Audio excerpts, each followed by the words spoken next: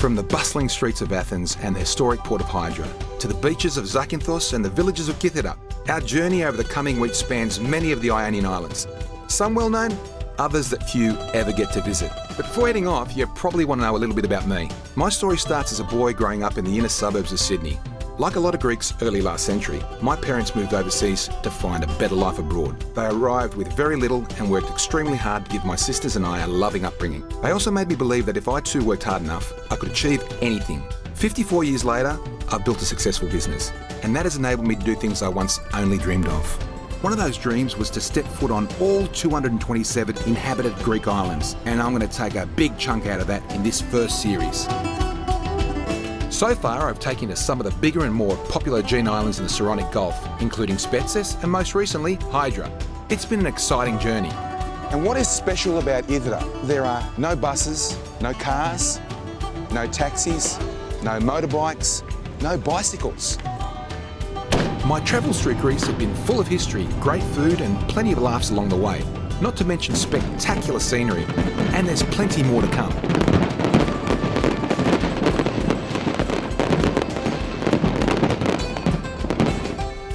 In this episode, I'm headed to Nαύπλιο, a place that's rich in history from ancient times right up to the modern era. My plan is to tell the region's story by visiting the ruins, meeting the locals, and taking in the natural wonders. You'll be amazed at just how much this part of Greece has to offer. I'm also headed to Μονεμβασιά with a side trip to lιμάνι along the way. So in the coming hour, you can expect to see a whole lot.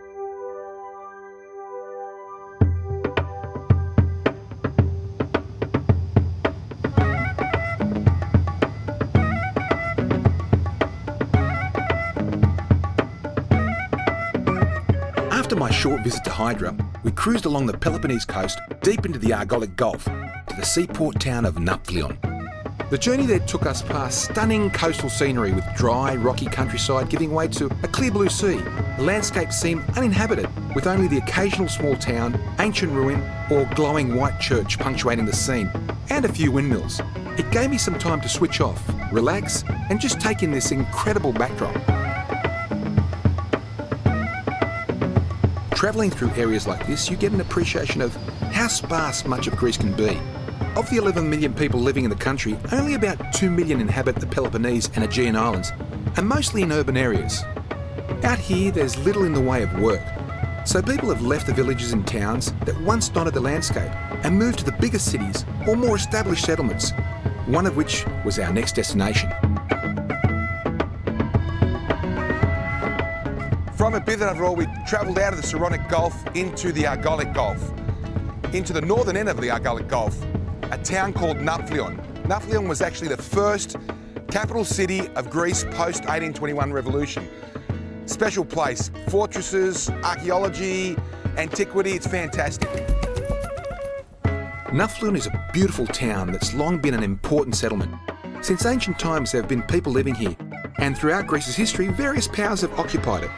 The town's story is told by this rich mix of architectural influences. From the walls of the Ναύπλια, built in pre-classical times, through the era of Byzantine and Frankish rule, to the arrival of the Turks in 1540, and the brief period of Venetian control. Each has left their mark on this colourful town. One of the things that you'll immediately notice is that the shopping here is fantastic. A lot of tourist towns have the same international stores and outlets that you quickly get bored of. Here though, while you've got a patch of the usual suspects, there's also plenty of unique local brands to arouse your interest. Nαύπλιο has some really cool shops, but the common denominator is lots of coffee shops and bars.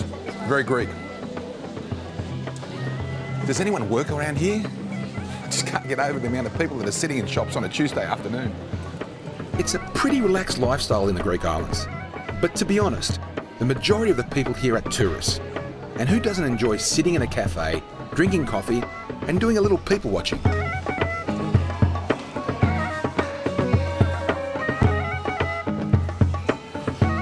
It's the all-seeing eye from the Greek Orthodox Church. Otherwise known as the Eye of Providence, the all-seeing eye of God is a religious symbol adopted by various faiths the world over. You find it in places of worship, in art, and even on the US $1 bill. It represents the idea that God is watching over humanity And in a deeply religious place like Greece, you'll find this and other church icons on everything from clothing and decor to jewellery. Speaking of jewellery, this place has plenty of options. I might have to buy something for Helen. Actually, I've learned over the years that I should leave that stuff to her. My taste is just a little different. Nαύπλιο is known for its kobboloi shops. It's actually got a kobboloi museum, and kobboloi in English is a worry bead. We might have a look at some. This is a bone one. Πώς παίζουμε? Show me how you do it, yes. Ο πιο απλός τρόπος είναι να χωρίσετε τις χάντρες και να αφήνετε δύο χάντρες να πέφτουν σαν ζευγαράκι και να ακούτε τον ήχο και να concentrate. Yes. Another way. That's the way I say it. Έτσι τους βλέπω όταν κάνουν στο καφενείο. That's the way I do it at the cafe. Μπορείς να το κάνεις πάλι? Βεβαίως. Δώστε μου αυτά τα δύο σας τα δάχτυλα, να πάρω κι εγώ άλλο ένα. Ναι. Θα σας μάθω. Ναι. You keep tight this part from inside and you turn it like this. I'll get there. Exactly. You need to practice. I don't know. You're very good at it. Yes, I know, it's my job. Worry beads are made of everything from plastic and coral through to gem quality amber. They range in price from €5 to more than $500, with the more expensive ones being a symbol of power or prestige. They also look similar to prayer beads from other cultures, but they actually have no religious purpose. Most people use them for relaxation or to help with concentration, so I might buy a stack of them for friends and family. Apparently I have a tendency to cause anxiety in the people around me. Hard to believe, I know. I think I'm quite a relaxed guy.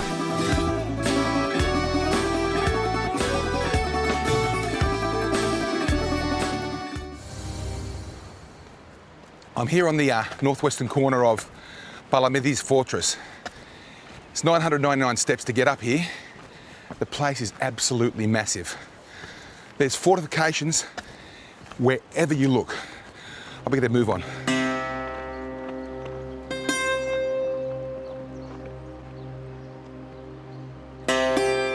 Palamidis Fortress was actually built in the early 1700s by the Venetians. It was built between sort of 1711 and 1714, and just as they were completing it, the Ottomans invaded and took Palamidis in 1715. And you can actually see where the Ottomans added to the fortifications. The lower bit is the Venetians, and that higher bit, which is more Roman, and you can see those turrets, very Ottoman. Palamidi Fortress overlooks the town and is a dominant feature on the skyline. For those living below, looking up at that heavy fortification would have given them a sense of protection. It would have been an imposing sight for any invading force. This place is amazing. Wherever you walk, there's walls, and some bloody high ones too. There are 8 bastions in Palamidis. We're going to go and have a look at one of the good ones. But here in front of me, you can see the winged lion. It's the winged lion of Venice. It tells you that it's Venetian. You'll see a lot of those in St. Mark's Square in Venice.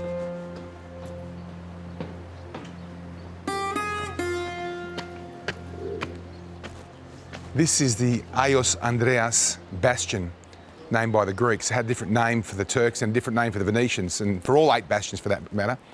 But this is where Kolokotronis, the great Greek general, the saviour of the 1821 revolution, was jailed for several years. Very solemn place.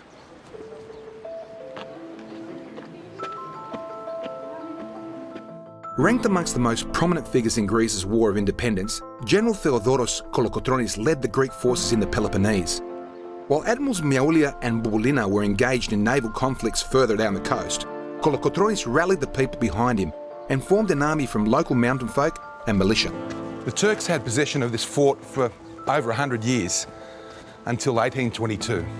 In November of that year, General Staikopoulos and 350 Greek crack troops stormed Palamidis Fortress and took the Turkish garrison. And for the next 15 years, Nαύπλιο was the capital of Greece.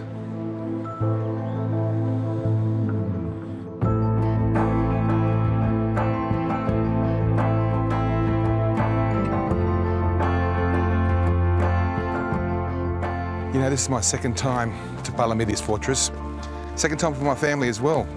And they want to come again because Palamidis Fortress, you don't have to be a historian, you don't have to love Greece, Venice, or Turkey for that matter.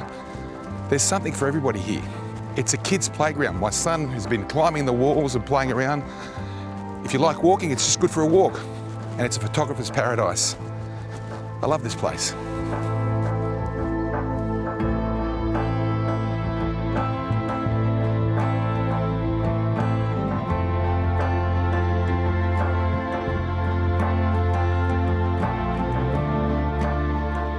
Places like Palamidis survive as visual reminders of times gone by, but it's the responsibility of people like you and I to tell younger generations what happened here and the stories of the great people that have walked inside these walls. It's through sharing this knowledge that we show appreciation for our forebears and keep their memory alive.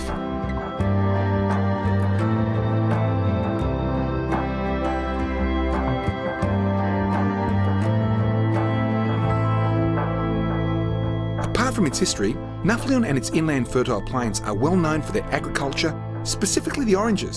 They say they're the best in Greece. This calls for a Greek orange pie, a portokalopita. Now that's a mouthful.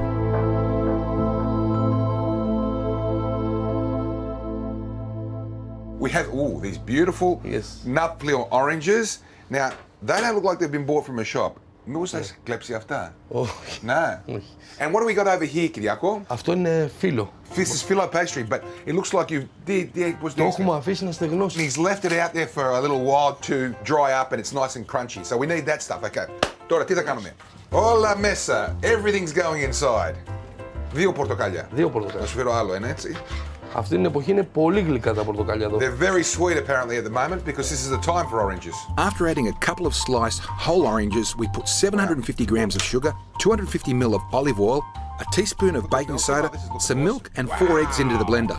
A lot of ζάχαρη εδώ, Κυριάκο, you know. Εσύ το τρως αυτό? Άμα δεν τρώω αυτά που φτιάχνω, πάω να πει ότι κάτι γίνεται.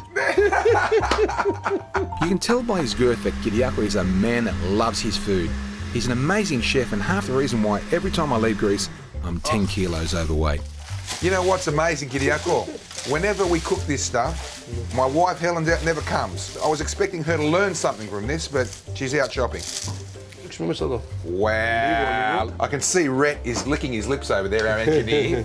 Will there be enough for you, Rhett? I don't know. I don't think so.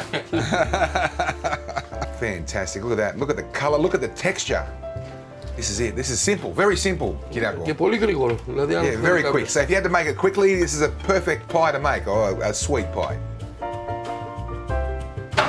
Look at it. You can see the orange peel in there. It's fantastic. We're going to put that in the oven now at 160 degrees. Για πόσο καιρό? Για μισή ώρα.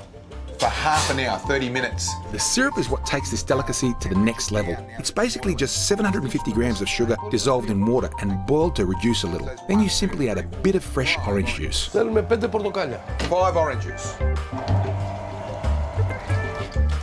So we're going to let that boil. Now we brought the temperature down. Now I'm going to bring the temperature back up so that it boils. Πολύ γρήγορα. Very quickly, very quickly. You better come in and have a look. Wow, that looks awesome. And that's ready. So he's turned the heat down now. Τι θα κάνουμε αυτό? Το αφήνουμε να κρυώσει. Now that's got to cool. 30 minutes later and voila. Or as Greeks would say, να το... Τι θα κάνουμε τώρα, Κυριάκο? Θα ρίξουμε μόνο το σιρόπι μας. Θα το ρίξουμε τώρα? Ναι, ναι. So the syrup has cooled down now and we're going to put it on top. The waiting game is the hardest part. It was 10 minutes of sitting in anticipation as the syrup soaked in. Mate, I've never seen anything like this before. Αυτό όλο θα το πιει. Το ήπιο όλο το σιρόπι. Let's have a look. It's soaked it all up. So now we have to test it. And I know in the bleachers over there, it's getting a bit busier now. It was Rhett originally, but now we have Captain Rhett and Irenaeus. So what are we going to do? Θα τους δώσουμε να δοκιμάσουμε, λοιπόν. Okay, λοιπόν. That looks absolutely sensational.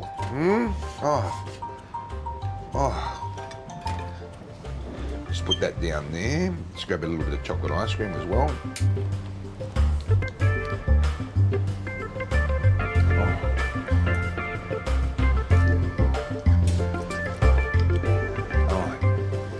Είναι πραγματική πορτοκαλόπιτα. Πραγματική. Όχι απλά τρίμα πορτοκαλιού. It's not a fandangle one. Oh, straight away, Captain's into it.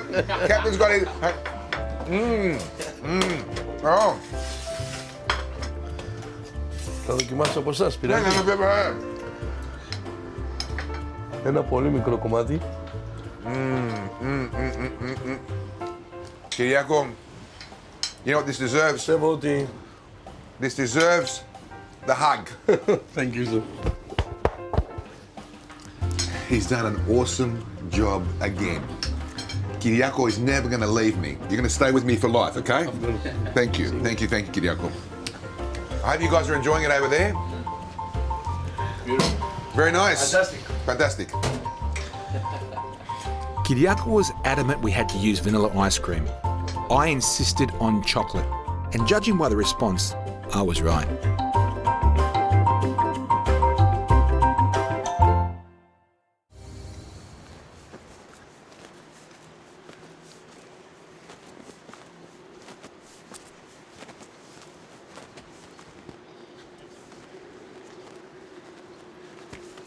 We've just come up from Nαύπλιο up to Prophytis Elias, which is the top of this mountain. And you can see all the way through the Aργολικό Gulf, down to Άργος, through all these plains of the Peloponnese here, this side of the Peloponnese. You can see all these orange groves. But 2,500 years ago, there was this great rivalry between Áργos and Sparta behind me. Right through this valley, there are several archaeological sites, tombs for kings, archaeological digs that are happening everywhere if you look around. It's a treasure trove of history here. These fertile plains, being between the sea and mountains, made this a very strategic location, which is why it's been a seat of power since ancient times. Greece was a fractured state during the early part of the classical period. Argos, Sparta and Athens were all competing for dominance in the region. Then in 499 BC, the Persian War started. While much of the country began unifying against this common enemy, Argos remained neutral, consequently diminishing its influence in Greece. As time went by, other powers occupied the area. All the while, it has been somewhat of a breadbasket for this country.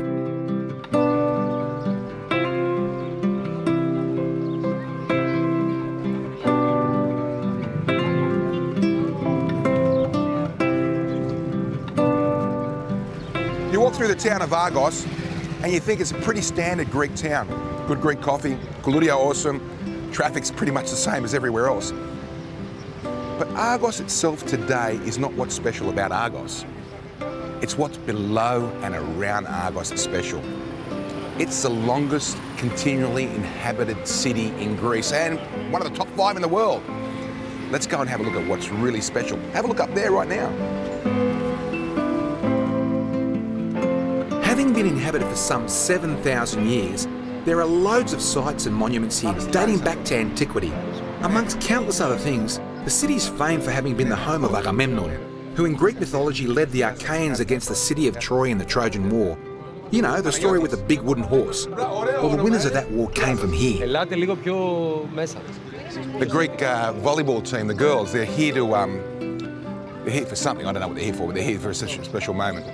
The mayor's congratulating them because they're here to celebrate something. I don't know what it is. I didn't understand a word he said, to be honest with you. But he congratulated me on speaking my Greek, even though it's really bad. Despite the fascinating history of the area, Áργos isn't a hugely popular tourist destination. It's a little out of the way, but if you visit Nαύπλιο and want to see an authentic Greek town, then take the short taxi ride, grab a coffee and a koulouri, and pay Larissa Fort a visit. We're here in the southeastern foothills of Larissa, primitive Áργos. What you're about to see is really special, carved out of the side of a mountain. Take a guess what it is.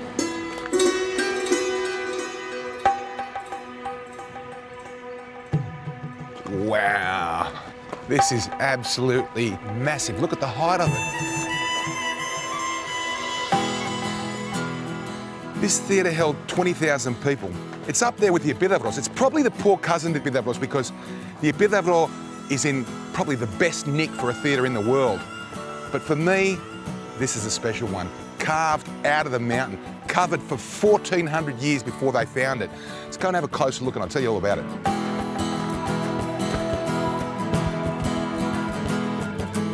They've uncovered it and nothing has been done to it.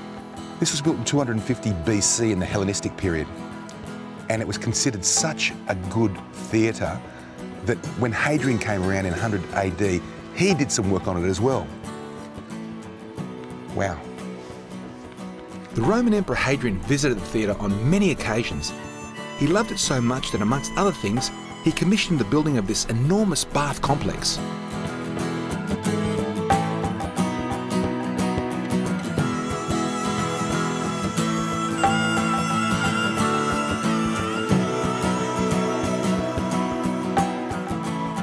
You know, a closer look at the theatre and you realise that nature has done her job through erosion, and you almost feel like covering up again for 1,000 years for people in the future. In a moment of silence, I stopped to take in the view. Looking at the theatre and baths, I couldn't help but think of the countless significant people from history that would have done the same.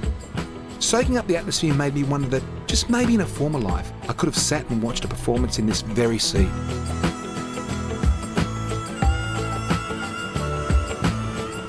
Amongst the numerous archaeological sites in the plains and hills of Argos are a number of tombs, but these are unlike most others you'll come across in Greece. In fact, they're so unique that despite a lot of research, little is known about them. You know, I've been in construction all my life and I love wonderful structures. I've been really looking forward to seeing what we're about to see now. If I mention pyramids, the first thing you'll think of is Egypt. Well, many Greeks say this one predates the pyramids of Giza. It might not be as grand as theirs, and to be honest, is a little underwhelming in terms of its size. But what makes the Pyramid of Hellenikon so interesting is the story behind it. Apart from the obvious idea that this was a tomb, some 20th century archaeologists believe that it could have been a place of fortification or worship. There's lots of theories. There's even a theory that the first battle with shields was fought around here in the Peloponnesian Wars and prior to that, and that this was a tomb for the soldiers that fought in that war. A lot of ideas, but no one's really working on it. It's bare and it's such a wonderful structure. Sad. Maybe I might go home and start working on it myself. Like a lot of things in Greece, there's a certain amount of myth and legend behind the stories you hear. We're a passionate lot and sometimes the truth gets stretched a touch. But after hundreds of years of the same story being told, we trust our archaeologists' investigations will clear up the blur created by these inspirational stories. You know, when I get home, some of my Egyptian mates, one of them's an engineer, is probably going to give me a hard time about our pyramids because their pyramids, the Egyptian pyramids, you can stick a knife in between the gaps. Ours aren't exactly the best structures in the world, but big difference though. They took 50 years to build theirs with 10,000 slaves. We did it in half the time with 3 men. Take that, Tarek. One of the only mentions of Greek pyramids in early writing comes from the Greek geographer Pausanias. He visited the area sometime in the middle of the 2nd century AD. He mentions seeing pyramids as he passed through, not this particular one, but similar structures, and that carved on the sides were reliefs that look like shields. He tells of a story that this was the site of a great battle for the throne between 2 brothers. The fight ended in a draw, and subsequently, the pyramids were built as a tomb for the dead. Now that's a cool story. The story of Greece has captured the imagination of scholars, historians, artists and poets since antiquity. Today it continues to inspire and be a source of wonder for people the world over. No matter how many times I visit, I'm always left in awe of what I discover, and I'm constantly drawn back to search for more.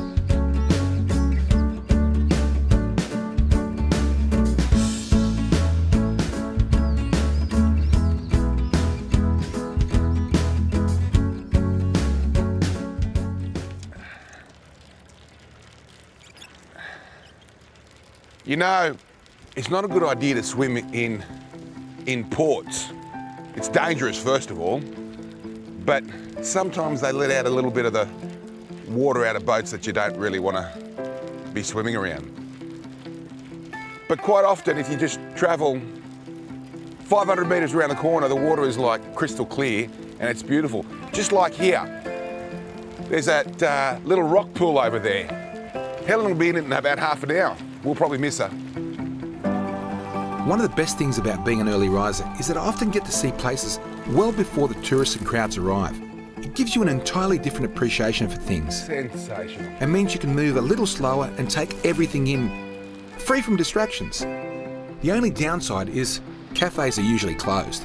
Thankfully, I've got a coffee machine on the boat.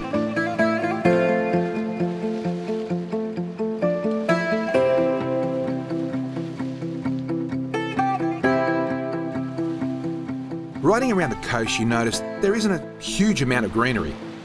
The rocky slopes aren't very fertile, but somehow Fragosica, or prickly pears, have managed to make a foothold on these hillsides.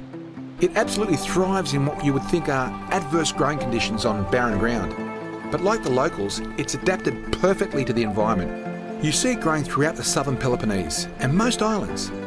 They're a summer fruit and make for great eating, and apparently they're good for you too.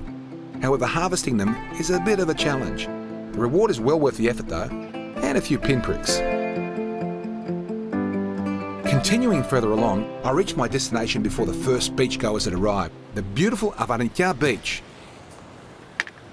Well, it's our last day in Nαύπλιο, and we're here at the beach around the corner. You can even see a relic of the global financial crisis up there, an old hotel. But put that aside, in 2 hours from now, this place will be full of tables and chairs, packed with people, music blaring, people in and out of the water like basking seals. It's a sight to be seen. I better get in the water before they get here. Seconds after this shot, I was battling to get my shirt off. Yet, I probably should have taken the helmet off first. Needless to say, the camera crew had a good laugh at my expense, but the joke was on them. While they were off getting the pretty pictures you're looking at now, I was floating in the sea without a care in the world. Who's laughing now, fellas? After a relaxing few days in Nαύπλιο, we made our way down to the coast towards lιμάνι.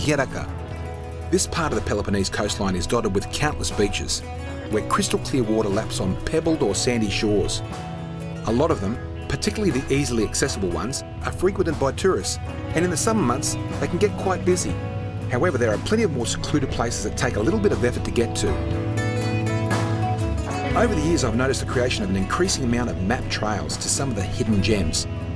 The great thing about getting off the well-worn paths and exploring these short walks is that occasionally you find a strip of sand in an idyllic setting that you can call your own for the day. You know what I love about Greece is the unpredictability. We're heading down the eastern coast of the Peloponnese to Gedaka down the road, and we found βαθιά. It's not even on the map, but the captain knows about it. We're about to get in, have a swim, have some lunch, and then move on. Apart from the ancient ruins, everyone knows Greece for its beautiful warm blue waters, the vast amount of islands and even great abundance of beaches. But what most don't know is that despite being one of the most beautiful holiday destinations in the world, the majority of places left unexplored by tourists. The average traveller spends time in Athens and then goes to places like Mykonos, Crete, Rhodes, Santorini or Corfu. But head to the lesser-known locales and you'll find a very different Greece, one that's peaceful and traditional, a place where you can get away from it all and unwind in a setting that's as picturesque as anything else you'll come across on the planet. Finding these hidden delights is the fun part. Most of them aren't on travel blogs or websites with lists of must-do activities or top 10 places to visit. You need some local knowledge to find them. And yes, we don't all have a friend that knows the faraway corners of Greece, but we can all take the time to talk to people in small towns and villages we pass through and ask them what they think is the best part of their area to visit. It's only by digging a little deeper than a guidebook that you unearth the most unique gems.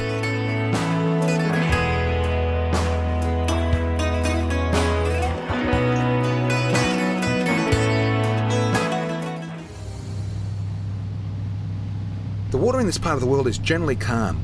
It's a relatively protected stretch of coastline, so it makes for smooth sailing. But when it gets rough, it takes on a whole different personality, an ugly one. Our journey was taking us south along the Peloponnese Peninsula from Nαύπλιο to lιμάνι. I briefly visited here a few years ago and found a nice little port to spend some time in. The cove was essentially discovered by accident. It was one of those rough days where foul weather forced a fisherman to search for protection. He came across this sheltered inlet and waited out the storm. And naturally, a harbour town was eventually built here. Today it's the gateway to the inland town of Yerika, birthplace of the actor Televālis, famed for playing Detective Kojak. If you've never heard of him, Google it. You'll immediately see why some people say, I look a bit like him. Anyway, this place has a more important story to it, one that's common for villages throughout Greece, particularly those in more remote areas.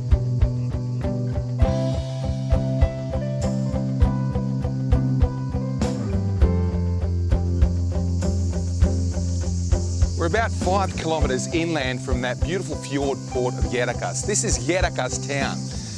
And don't look at it now, it is beautiful, but 50 years ago, those mountains were full of fields that were tomatoes, olive trees, lemon trees, you name it. And it was a thriving population here.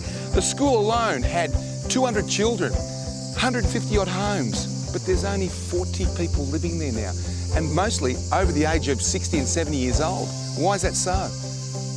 Everybody immigrated. They all went to America. They went to Australia. They went to Canada. Much like many of the villages here in Pελοπόννησο, Kremasti, Patra, all these places. But it's still a beautiful old village. Even that house up the top there, that white one with the 2 windows, that was the house of Televālis' father for you movie buffs. In Tauno met Christos, a born and bred local. His tale is typical of many others that come from here. When work dried up, he was forced to travel abroad to support his family. So for much of his life, he's travelled back and forth to the US. Why I have the family here. Every summer go in America, in Boston. Every December come back. So you went every year and you came back? From 72 to 204. You did it for 34 years? Back and forth. You never saw a summer? You were in winter there and winter here? Yeah. Unbelievable. And you look like a strong man. 70 winters. 70 winters. Amazing. Many people have left here like you did, but you came back. Because after the war, second war, yes, having το συμμόρυτο πόλεμο, yes, I can do nothing over here. Yeah. No cars? No cars, no merocamato, Yeah. no money. Everybody you gotta left. He left and died. I can't live over here anymore. Christos is one of the very few that are still hanging on. Unfortunately, his story is not unique. It's one that's told over and over again throughout the villages of inland Greece and in much of Europe. The changing dynamics created by war and economics often impacts those the furthest removed from it. So quiet. All I can hear is the wind and the leaves. But this is typical of many towns, inland towns in Greece, where the boys left here in the 30s, 40s and 50s, 15 years old, 16 years old. They never came back because they established their homes and their families in Canada, Australia, America. It's kind of sad. Only a handful of old people left here. But that's life. Flag's still flying though. Out here, the decisions made by politicians in the big cities can be devastating and very long-lasting. However, while the inland villages have suffered greatly, those on the coast and the islands have thrived. It's a complete contrast to centuries ago, when people lived in the hills away from the dangers of the coastal towns that were constantly under threat from pirate attack.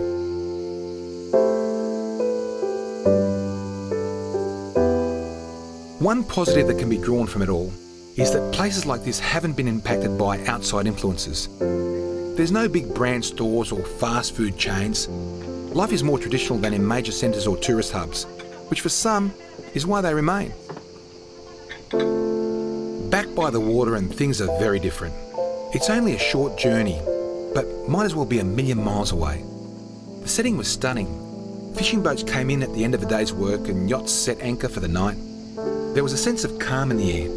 And while it's impossible to forget the hardships faced by those only a few kilometres away, I had a chance to reflect and be thankful for the life I lead.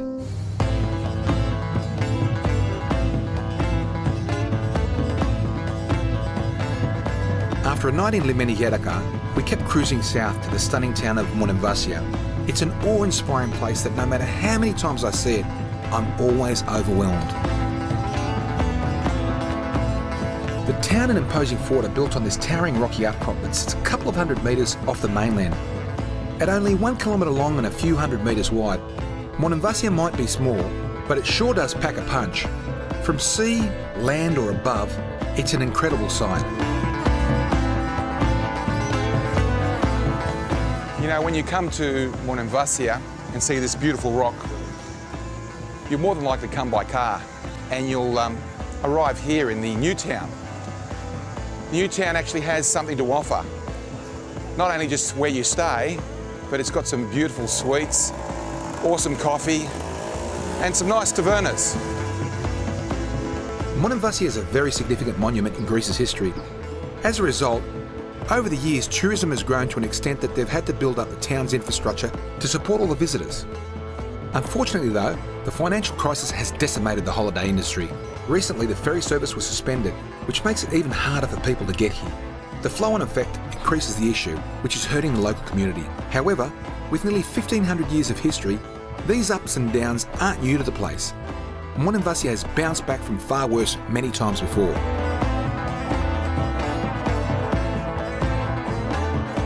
The fortress sits perched 100 metres above the town below. The stone walls and towers have weathered through the centuries, but it remains an imposing feature on the skyline. You could imagine an invading force looking at it in fear and wonder. Down below, the streets are filled with an interesting mix of architecture spanning 1,000 years or more of occupation. It's the type of place you need a guide or a book to really get an appreciation of the history.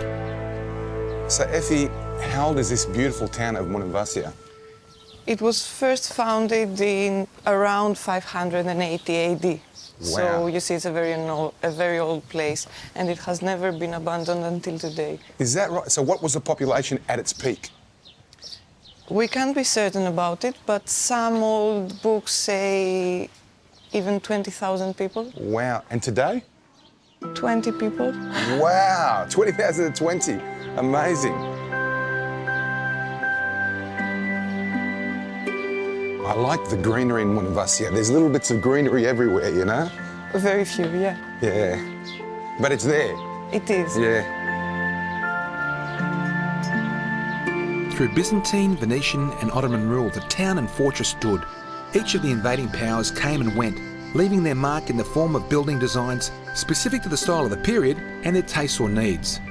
In amongst the narrow laneways, often hidden from view, you'll find various examples of period architecture, much of it in fantastic condition.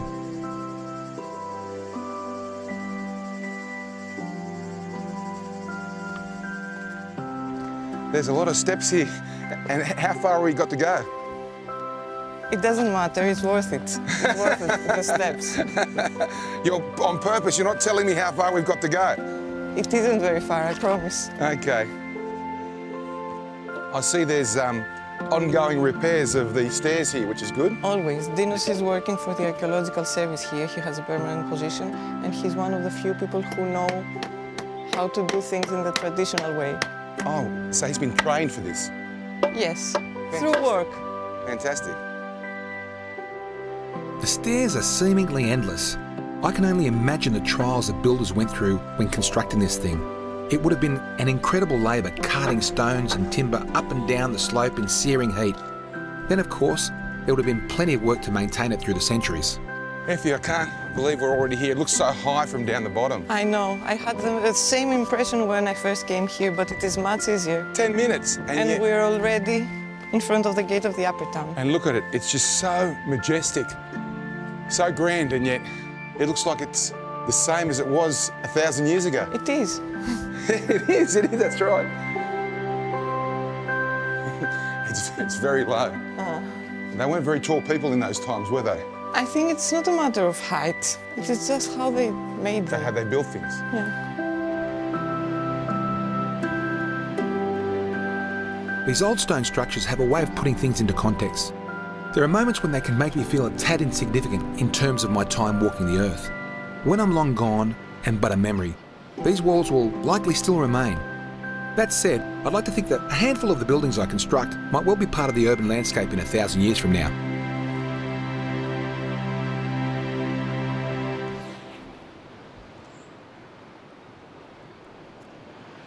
Wow, Effie.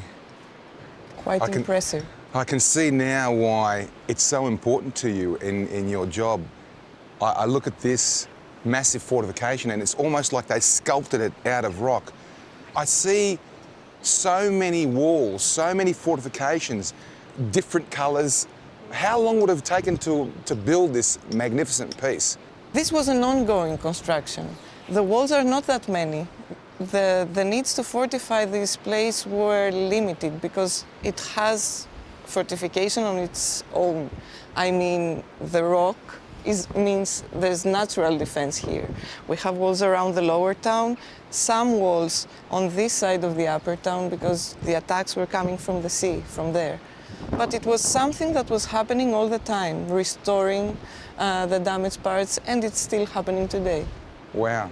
Now, I understand there's a wonderful church at the top here, Hagia Sophia? Yes. Can we go and have a look at it? Of course we will. Let's go.